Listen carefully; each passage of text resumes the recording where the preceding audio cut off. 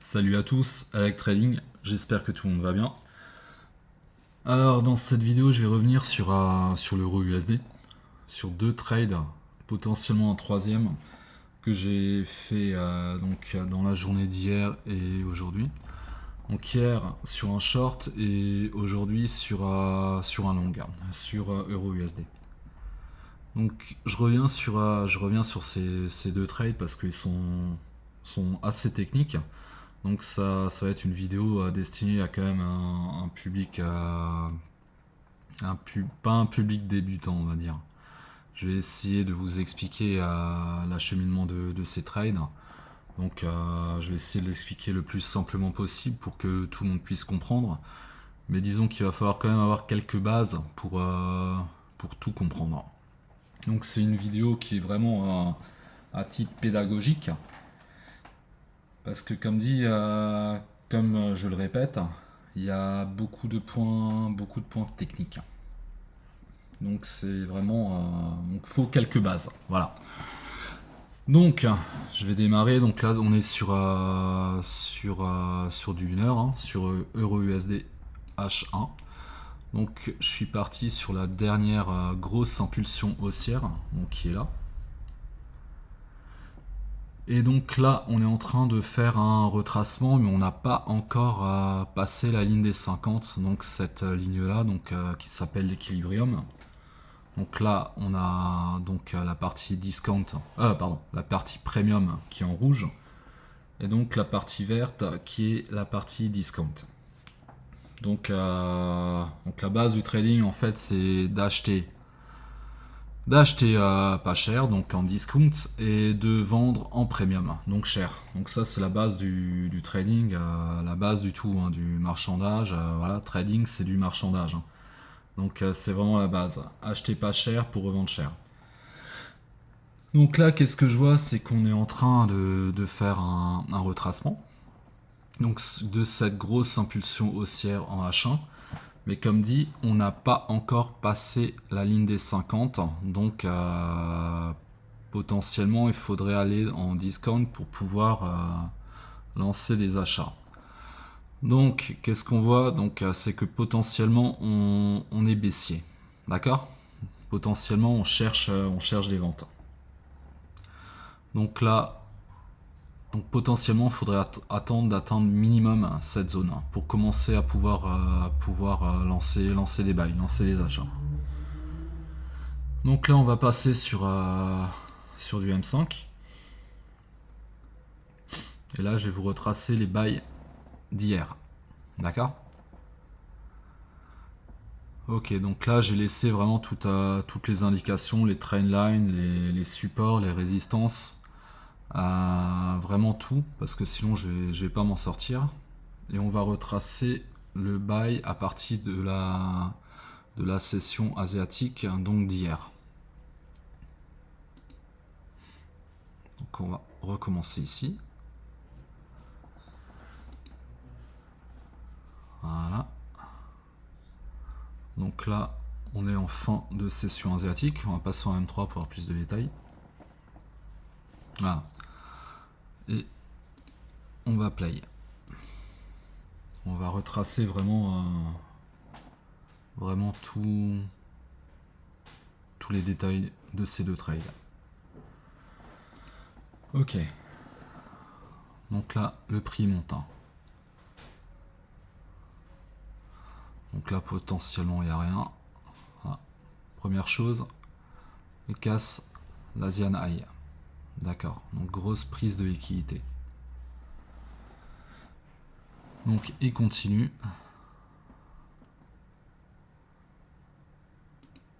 Ok.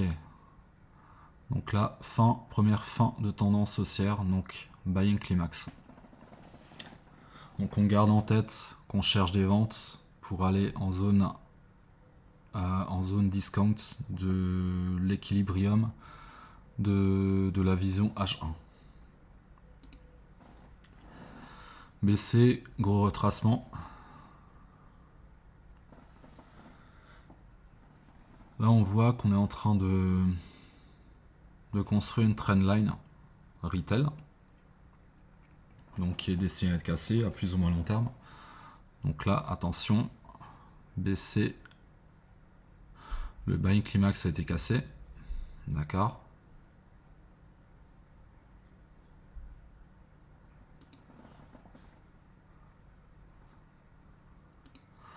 Donc là, j'ai une zone de PUI que j'ai tracée. C'est la dernière grosse impulsion baissière. Donc le prix potentiellement devrait retourner dans cette zone avant de rechuter. D'accord. Pourquoi j'ai tracé cette zone? Parce que comme dit, c'est le début de la grosse impulsion baissière. Et il a pris cet inducement à ce niveau-là. Le dernier inducement, donc une liquidité qui a engendré donc la grosse impulsion. Donc là on voit qu'on est dans la zone 1. Donc là potentiellement on attend un setup de retournement.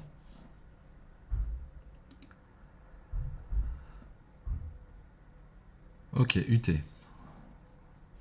Donc là, je vais pas dire je me suis placé là parce que ça serait mentir. Moi, je vais vous dire, je m'étais placé. Attendez voir, je vais vous montrer exactement ma position short. Je m'étais placé à ce niveau-là.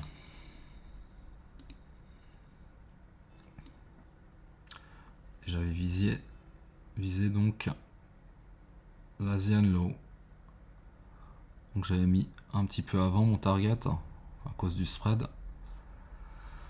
Et mon stop loss, j'avais mis un peu au-dessus de ma zone de PUI parce que des fois ils prennent la liquidité et ils repartent. Donc en sécurité, je l'avais placé juste un petit peu au-dessus.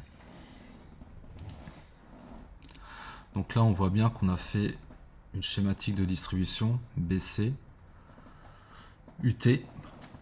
Donc on garde en tête qu'il y a possiblement un UTAD qui peut être pris avec cette Equal pardon, cette zone de liquidité qui est le Frankfurt High du mardi 4 juillet 2023 et le London High qui est juste au-dessus du c'était le 4 juillet. D'accord, donc on garde en tête ces grosses liquidités qui peuvent être prises ainsi qu'un Equal qui est juste au-dessus. Et on garde aussi en tête qu'il n'y a pas eu du TAD. Donc potentiellement le prix peut quand même se retourner. C'est pour ça que j'ai mis ma target à ce niveau-là et pas plus bas, parce que je me suis dit si le prix se retourne et fait un UTAD en prenant ces grosses liquidités, moi il me sort à ce niveau-là. Ok, donc là on continue.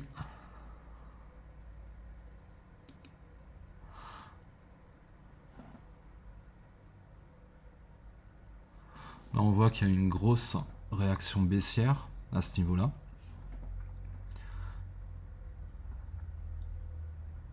Et qu'en même temps il a créé un support à ce niveau-là. D'accord?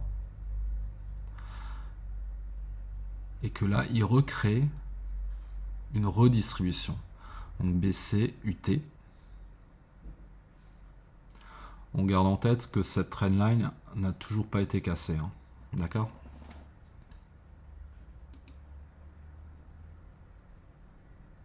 Ok, UTAD. Donc là on est en UTAD. On garde aussi en tête que cette imbalance n'a pas été play, hein. Donc n'a pas été remplie. Donc ça reste encore une zone à combler.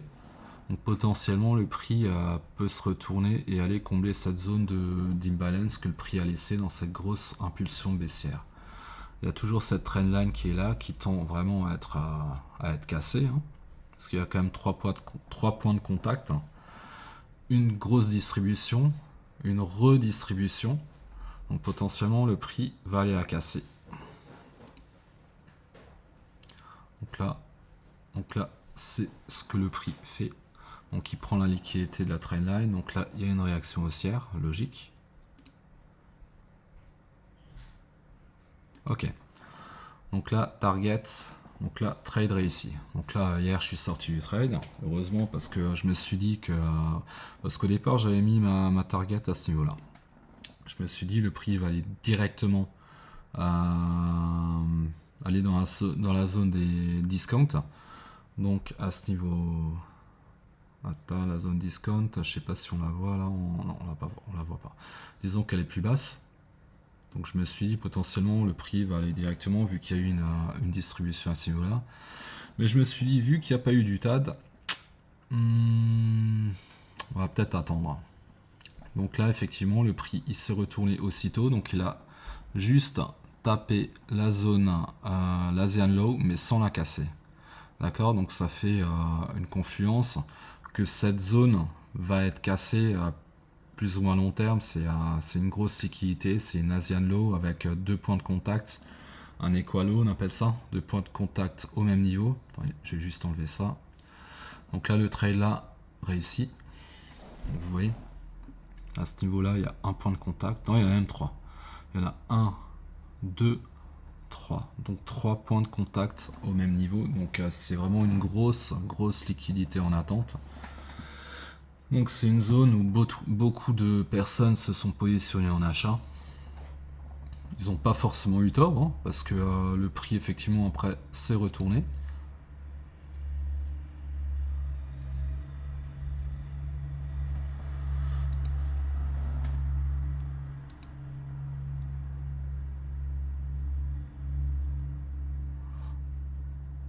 Donc là potentiellement on aurait pu croire que c'était une redistribution. Hein. Ça l'était pas. Pourquoi je me suis pas placé à la vente ici? Parce que potentiellement ça aurait pu être un BC, UT, UTAD, sauf que le potentiel UTAD à ce niveau-là, ben ça crée un equal high, donc deux points hauts au même niveau à ce niveau-là. Donc potentiellement encore une fois de la liquidité qui tend à être prise. Donc jamais se placer en vente au-dessus d'une grosse liquidité comme ça. En plus, la zone de déséquilibre n'avait pas encore été comblée. Donc c'est pour ça que je ne me suis pas placé à la vente à ce niveau-là. Donc ça c'était on va dire un piège pour ceux qui trade week-off. Purement week-off, purement scolaire. Donc BC, UT, UTAD, non. On continue.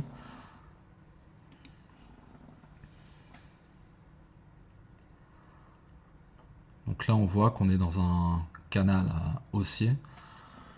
Donc ça c'est aussi les canaux haussiers, je les utilise pas, mais je les trace quand même pour...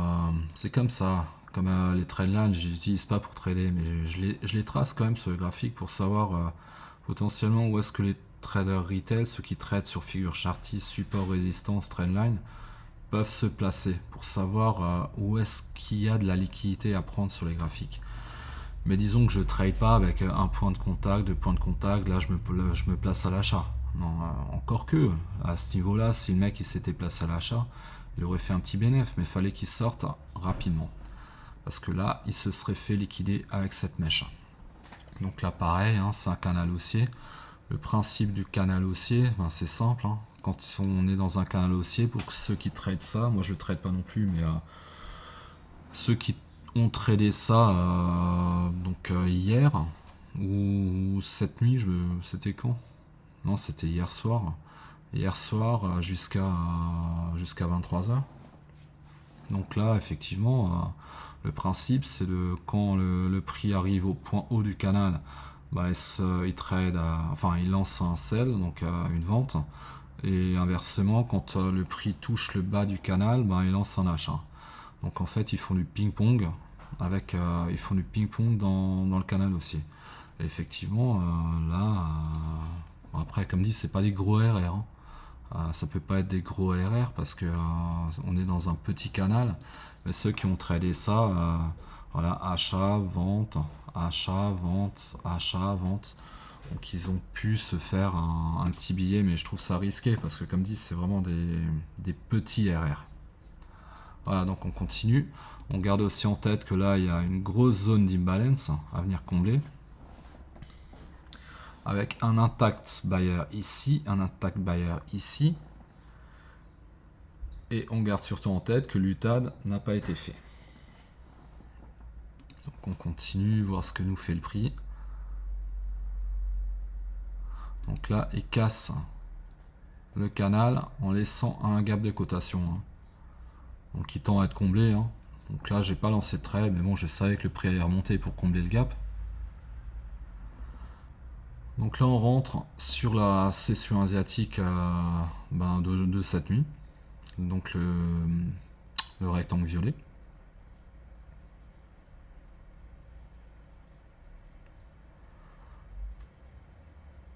Donc là, le prix fait son chemin.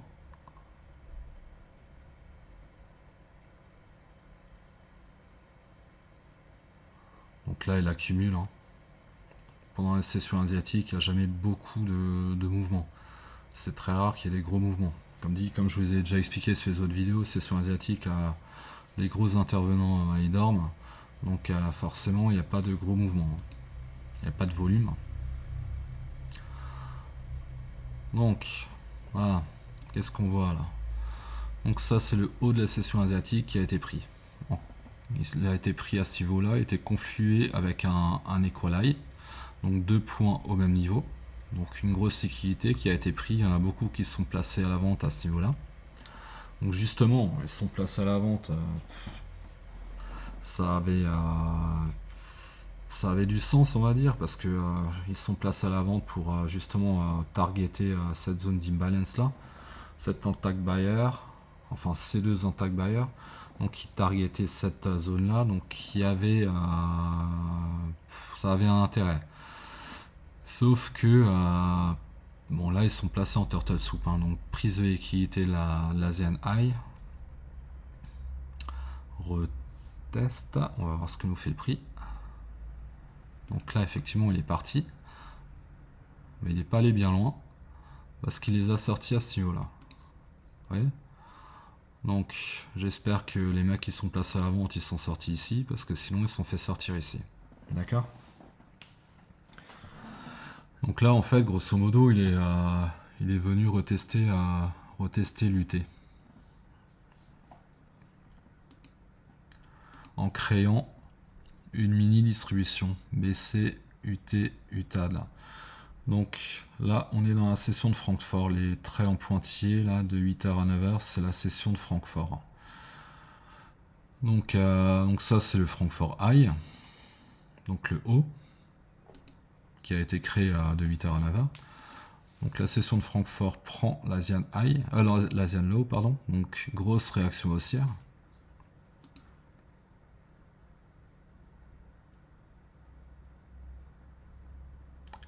Donc le prix descend. Donc là, qu'est-ce que je me dis?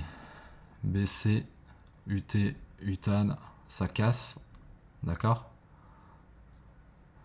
Là on se dit, c'est bon, c'est parti, ça va combler le déséquilibre. Sauf que, il y a un problème.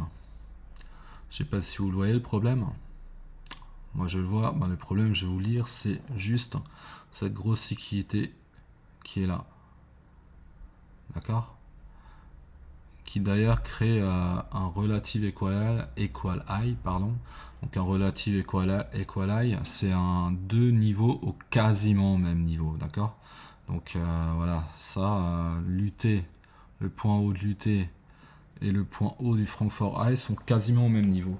Et le Francfort High, déjà, c'est une grosse liquidité, mais en plus, si c'est conflué avec un relative equal high, je me dis que je vais pas lancer une vente ici parce que c'est assez risqué, le prix peut se retourner pour prendre la liquidité à ce niveau-là. Donc moi je me suis dit je vais attendre un setup de retournement pour un achat, pour targeter justement au minimum ce Francfort High et potentiellement voir pour une vente, mais une fois que ces liquidités auront été prises. Parce qu'il y a quand même de grosses liquidités à venir chercher en haut avant de potentiellement envisager un sell pour aller justement dans cette grosse zone de discount en achetant que je vous ai montré au début de la vidéo. Voilà, donc tac tac, voilà, on va continuer. Donc voilà. Ok. Donc là, il y avait un achat à faire, c'est ce que j'ai fait. Là, j'ai lancé un achat, mais je ne l'ai pas lancé à ce niveau-là, je l'ai lancé au retest. va attendre que le prix revienne.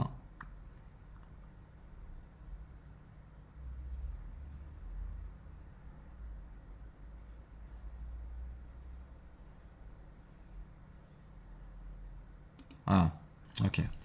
Moi j'ai lancé à ce niveau-là. Donc d'accord, là j'ai pas eu le temps. En fait j'ai pas eu le temps de le prendre l'achat.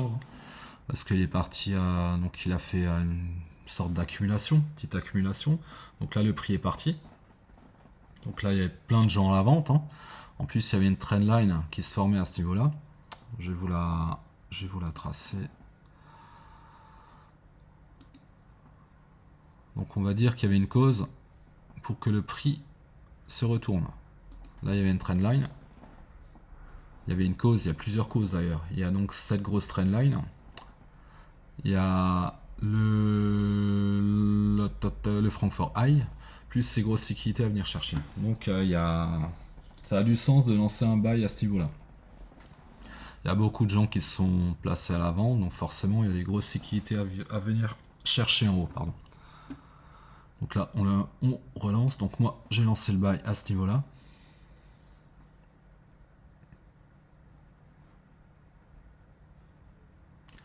Donc on voit que le prix monte. On voit que le prix monte à ce niveau-là, donc là le prix s'arrête et là on voit qu'il réaccumule. Il travaille beaucoup les points bas là. On voit qu'il travaille beaucoup les points bas. Potentiellement ça peut être un SC, un STB, Spring. Là on le voit pas bien parce qu'on est en 1 minute, mais si on descendait en time frame, en seconde par exemple, je pense qu'on le verrait mieux. Vraiment toute la structure là, qui est une structure de manipulation, d'accumulation. De toute façon, une structure d'accumulation, de distribution, c'est en fait c'est de la manipulation. C'est comment dire, c'est une consolidation du prix destinée à faire monter ou descendre le prix. Mais dans cette consolidation, il y a plein de setups qui vont se former, des trendlines, des supports, des résistances, destinés à faire rentrer les traders retail en position. Mais en fait, c'est pour ça que c'est des manipulations. Et donc là, si on regarde bien, après j'ai un peu l'habitude, pour quelqu'un de débutant, il va pas forcément le voir. Il va pas forcément faire la différence, mais comme dit, des accumulations, des distributions, il y en a en annuel, en monthly, en daily, en minutes, en heures, en secondes, il y en a absolument partout sur les graphiques. Et c'est ce qui fait monter ou descendre le prix. C'est comme ça que les grosses institutions accumulent des lots, accumulent de l'argent parce que dans ces structures d'accumulation, il y a donc plein de setups pour les retail et donc plein de personnes qui rentrent en position sur des supports, des résistances, des trendlines, ainsi de suite, et qui se font piéger, qui se font piéger par justement par ça, quoi. C'est le but d'accumuler des positions et d'accumuler de l'argent pour que les grosses institutions après fassent leur vrai mouvement. D'accord? Donc là pour moi on est dans une réaccumulation destinée à faire monter le prix. Ok? Donc là c'est simple, le prix descend. En fait c'est ça, c'est une manipulation, on voit le prix descendre, donc des points bas de plus en plus bas, donc on se dit la structure est baissière. Sauf que c'est une cause. On appelle ça une cause. Et pour chaque cause, il y a un effet. Donc en général, pour une accumulation, l'effet, c'est un mouvement impulsif vers le haut. On va voir ça tout de suite. Donc moi, ma target était à ce niveau-là. Donc ça, c'était un trade intéressant aussi. J'aurais pu le mettre à ce niveau-là, parce que là, effectivement, il y avait aussi des grosses liquidités à prendre. C'est voilà. Là, tout ça, tout ce qui est entouré, là, tout ça, c'est des grosses liquidités. Donc là, on voit qu'il y a ça, c'est un London High, Francfort. Ça doit être des Equal High. Donc là, il y a de grosses liquidités à prendre. Mais moi, j'ai targeté en premier lieu ce Francfort High qui me disait bien quelque chose, quoi. Voilà. Donc on continue. Ça, je vais effacer. Tac. Enfin, je vais le laisser pour la suite. Là, on continue. Donc là, pareil, comme dit, donc là, il y a une trendline. Ok, donc trendline, elle est prise. Si on regarde bien, en détail, comment on peut penser à un retail à ce niveau-là, et voilà la trendline. Il se place en vente, en vente, en vente. Là, qu'est-ce qu'il fait? Il se place en vente à ce niveau-là, mais il se fait sortir. Donc, qu'est-ce qu'il attend le trader retail? Il attend potentiellement une hausse, un pullback à ce niveau-là, et voir le prix partir parce que la zone de résistance de trendline a été cassée. Donc là, en fait, il y a le pullback, mais le pullback, il arrive, mais il casse le prix. Donc, il se fait de nouveau sortir. Ensuite, qu'est-ce qu'il fait le retail? Il voit, ah, le prix a réintégré la trendline baissière. Tac, il fait un pullback à ce niveau-là. Donc, vous voyez, c'est quand même précis, quoi. Hein. J'ai envie de dire chirurgical, mais on n'est pas loin. Hein. Donc, à ce niveau-là, il fait un pullback, il retouche le bas de la trendline baissière. Donc, le trader retail, il se dit, ben, je vais me replacer à la vente. Ça y est. Donc, tac. Qu'est-ce qui fait le prix? Le mec, il s'est placé à la vente. On voit que le prix chute. Donc le retail est tout fou, c'est reparti, ça a chuté. Sauf que là, ça recasse. Et là, ils font le vrai mouvement.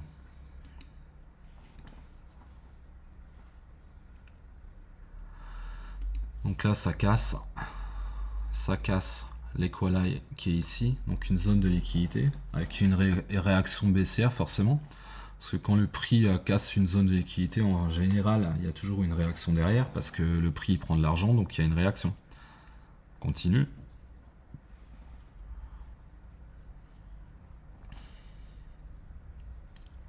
Donc là, on voit que le prix chute. Pareil, hein, en créant une trendline baissière, donc pareil, hein, il se place à la vente, il se place à la vente. Là, si on regarde bien, il y avait même un support. Donc ça formait même un triangle de compression pour les traders chartistes. Donc triangle de compression là, donc qui a été cassé par le bas. En fait, il y a des pièges pour tout le monde. Hein. Il y a des pièges pour ceux qui tradent la SMC aussi, avec des POI à ce niveau-là. C'est pour ça que j'ai marqué SMC Trap, parce que c'est avéré que c'était des pièges. Hein. Des pièges pour ceux qui tradent la SMC avec les POI, quoi, tout simplement. On va voir ça tout de suite. Donc là, je me suis dit, là j'étais à deux doigts non, pas de sortir du trade. Je me suis dit, merde, fait chier quand même, parce que là, j'étais à deux doigts de réussir mon trade, et je vois que le prix, je me suis dit, là, il réaccumule. Là, on voit qu'il réaccumule. Tac. Il réaccumule, le prix sort, je me suis dit, hop, on a notre spring. Le prix sort, il réintègre, je me suis dit, ça y est, il va taper le Frankfurt High. Donc là, qu'est-ce qui crée une résistance? Donc pareil, ça incite à vendre, hein, tout simplement. Parce qu'il y a beaucoup de touches à ce niveau-là sur la résistance. Donc beaucoup de confluences qui disent que les traders chartistes vont se placer à la vente. Alors là, c'est marrant parce que on va dire que les traders chartistes ils se sont fait avoir dans tous les sens. Donc là, qu'est-ce qu'on voit?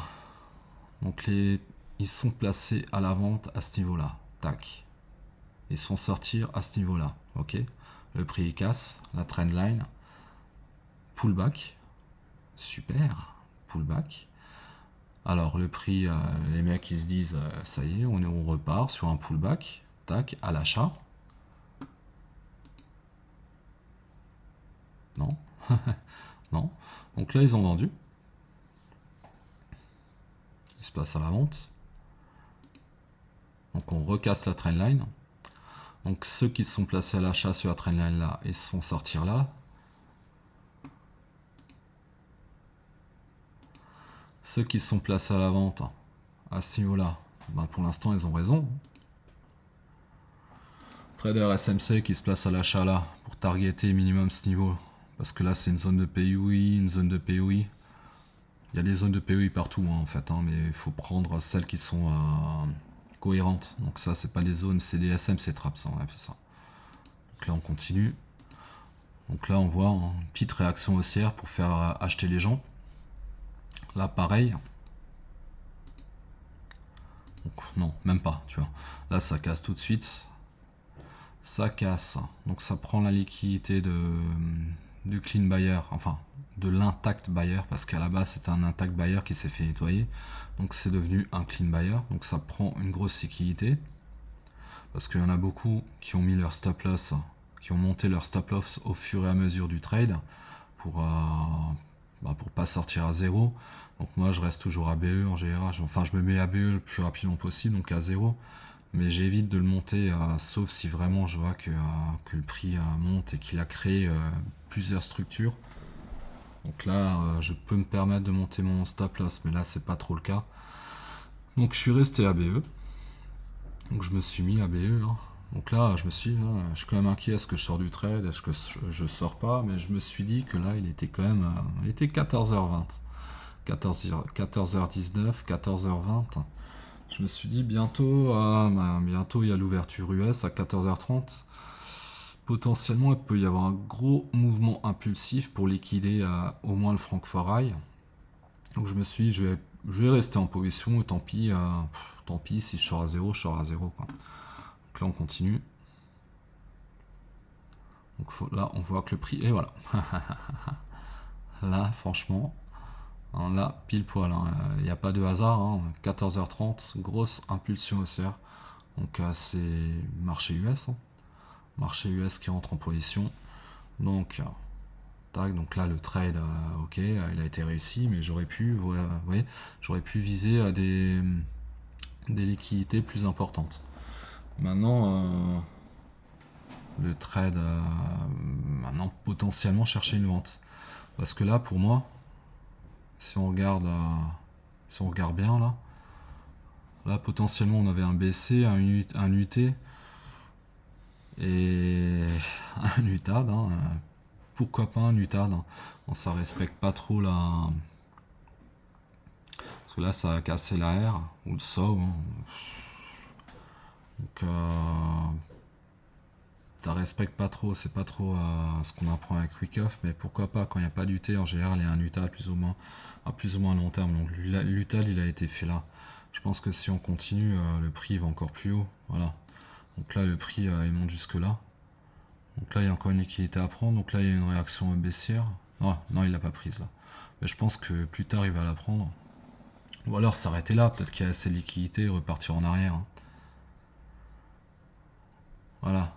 Donc là, je vais juste arrêter le replay pour voir ce qu'il en est actuellement.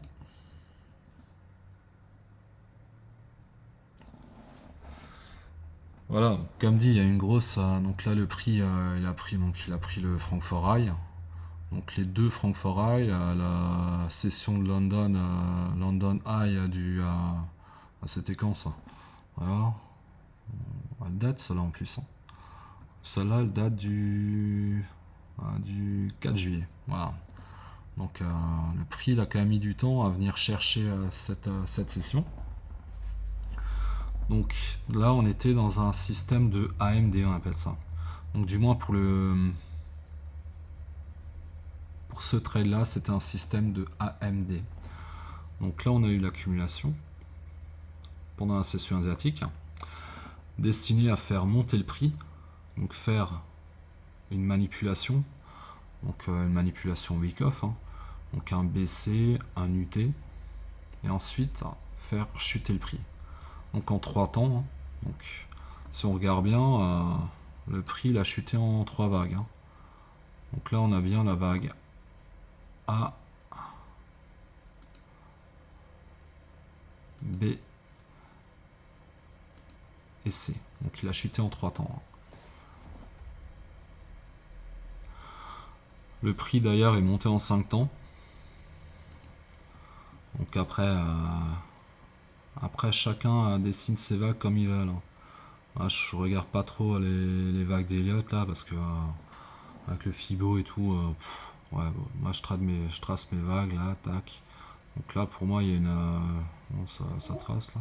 Une première vague, une vague de retracement, 2, 3, grosse impulsion vague 3, un petit retracement vague 4,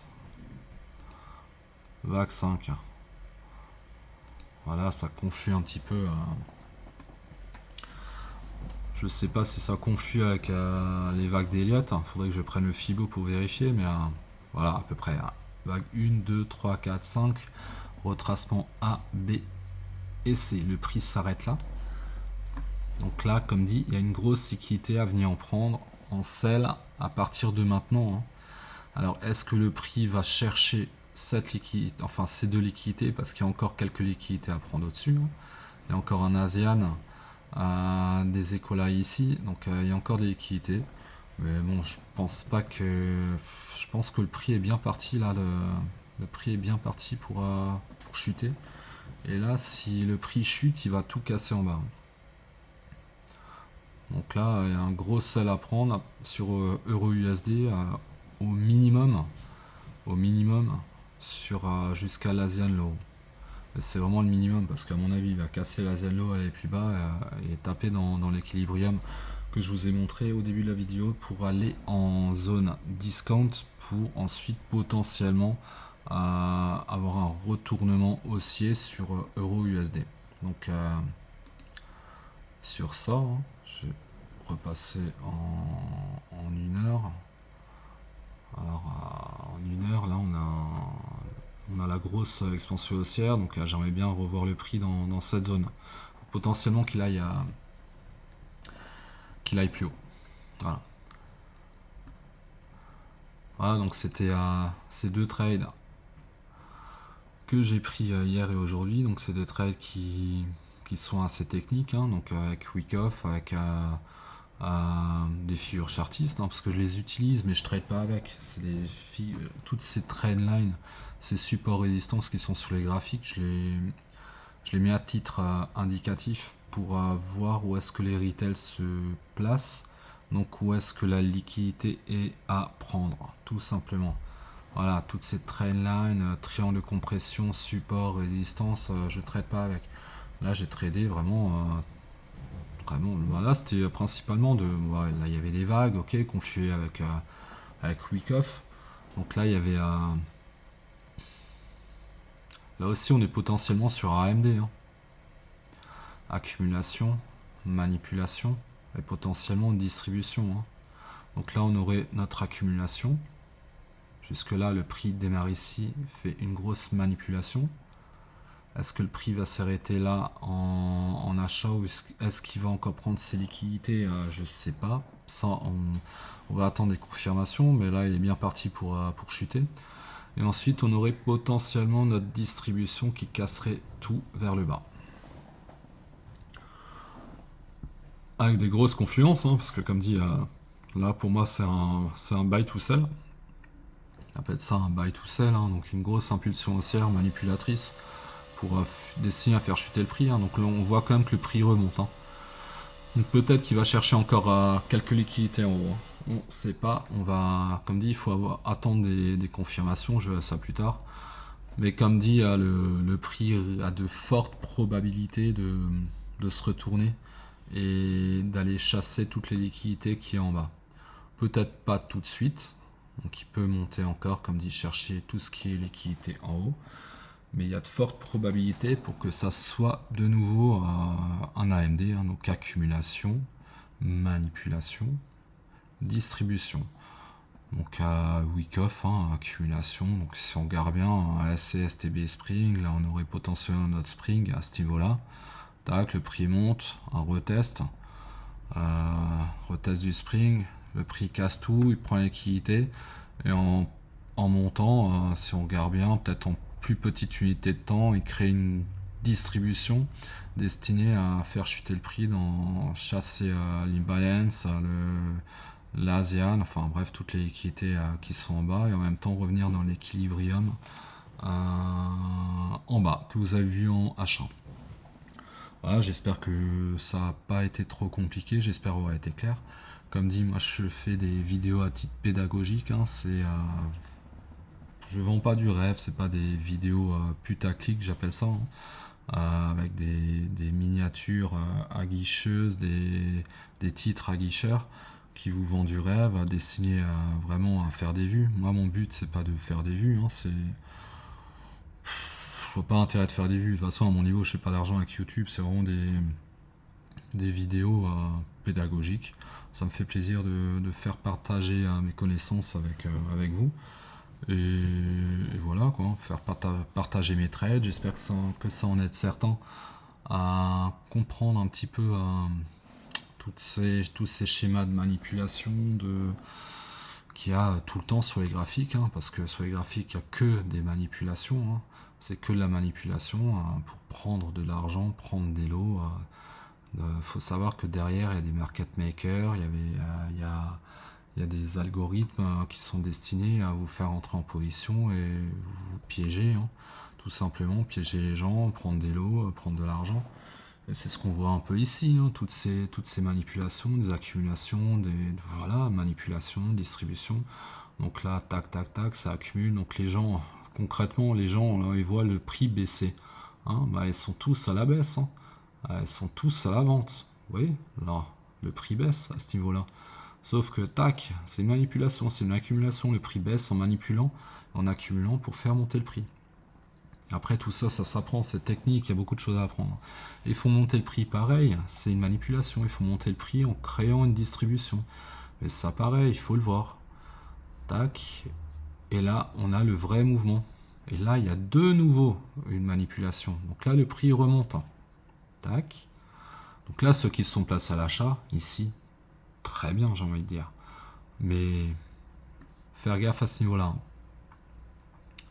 Parce que là, à mon avis, le prix, il descend la cave et là, ça va faire mal, hein. Donc, protégez vos positions. Mettez-vous à BE. Et voilà, quoi, c'est à base du trading, hein. J'espère que cette vidéo vous a plu. Elle était peut-être un petit peu longue. Je sais même pas combien de temps elle a duré, mais elle a dû être un petit peu longue. Voilà, ben, si vous avez aimé, mettez un like. Si vous n'avez pas aimé, ben tant pis, c'est pas grave, hein. Pour moi, c'est pareil. Et je vous souhaite une bonne fin d'après-midi et un bon week-end. Ciao!